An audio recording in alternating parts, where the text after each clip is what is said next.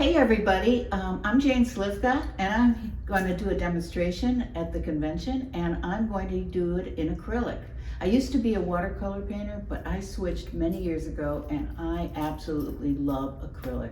It's so versatile, it's so fun, and I can use, and the reason I switched is because I wanted to use brush strokes and I wanted to use white paint.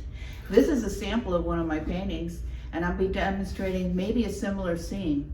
And I just paint on a red canvas because I find that it just makes the painting pop a little bit more, and it's very subtle coming through, but at the same time it's very powerful. So looking forward to seeing you, and we'll be painting, happily painting, because I'm always happy when I'm painting.